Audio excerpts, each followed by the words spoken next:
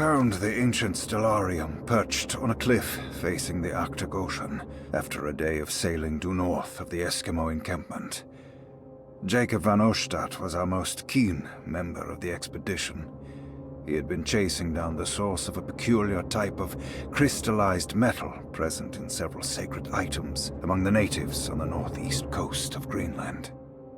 The site was a remarkable find for any explorer, and we were all enraptured in our search for enlightenment and meaning. The surviving architecture seemed almost unearthly in origin and astonishingly sophisticated. The metal Jacob was searching for was abundant, almost ubiquitous. We were so taken by our find that we were surprised by the sun falling below the horizon. As we quickly picked up our gear, ready to head back to our camp, Jacob van Oostad declared that he wanted to stay. He was adamant. We begged him to reconsider. The night would be getting colder by the hour, and we feared for all our safety. Jacob refused, threatening us with violence if we wouldn't leave him alone. As the snowfall turned heavier, we left him there on his own. The next day, the weather became worse, and we had to spend hours enforcing our shelter as our tents became increasingly useless. The group had written off Jacob, thinking he must be dead. I had an urge to make one final attempt to save him, so I headed out as darkness fell with a handful of flares and headed toward the coast and up the climb, towards the stellarium.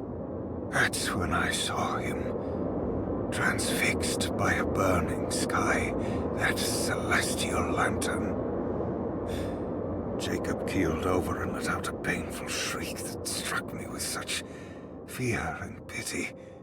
He was crying in agony, for the cold weather had ravaged his flesh. I called out to him, and he turned to face me. His vacant stare held me in place like a needle through a butterfly, and he said, "You must leave now, Herrstan. Go, and never come back." And so I left.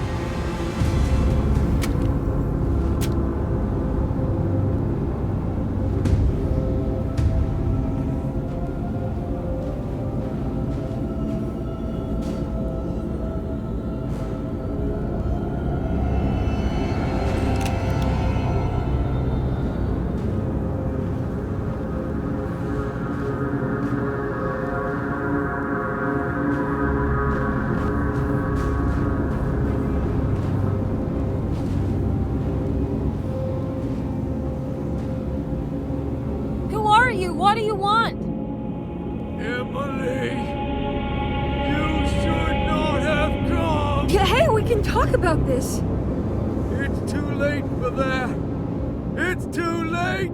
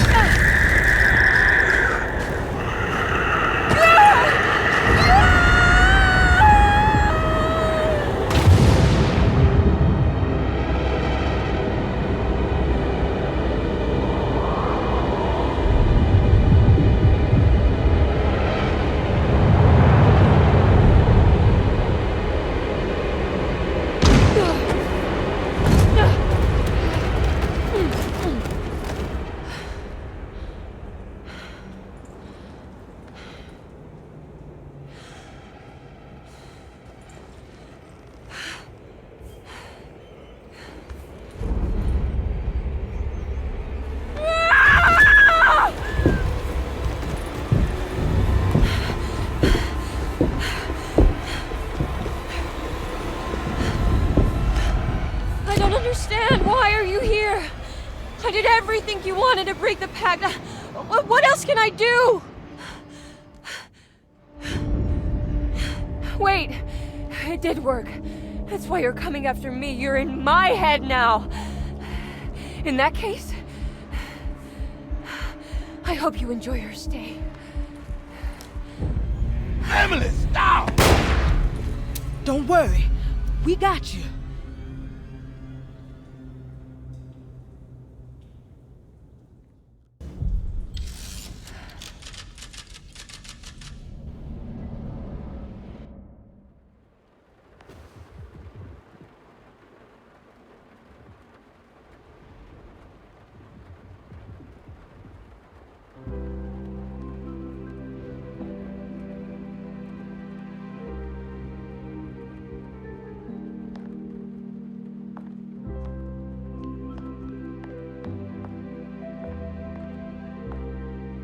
Are you alone? Or is he in there with you?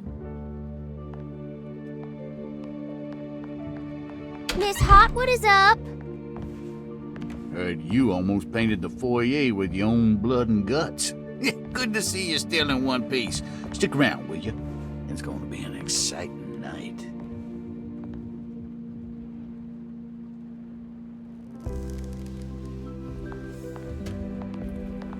Good to see you made it, miss.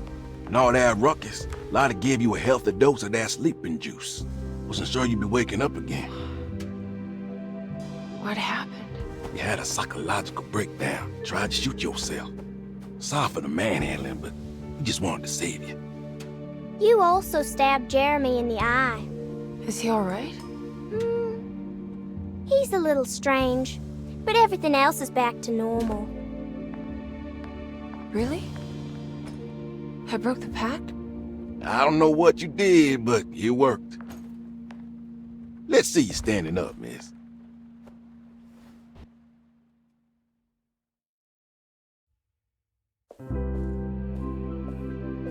Jeremy, are you okay? I'm so sorry for hurting you. How can you ever forgive me? Emily, I missed you so. I do hope you'll stay with me for a while. Uncle, what's wrong? Is it anesthesia? He seems so meek. I wish that was the case. It turns out that you managed to lobotomize him. It's actually quite impressive considering your technique. This is permanent? You sacrificed a piece of his mind to save the whole. It's a little like treating a bad knee by cutting off the leg.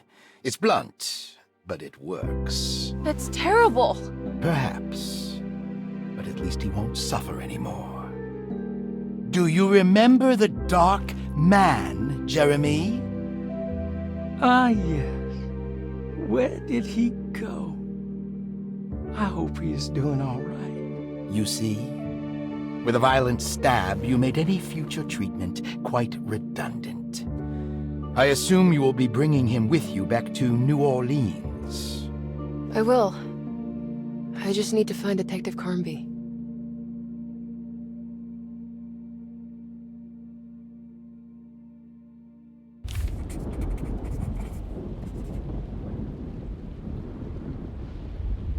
Everything was back to normal. Did any of it really happen? What had Emily actually been doing all night?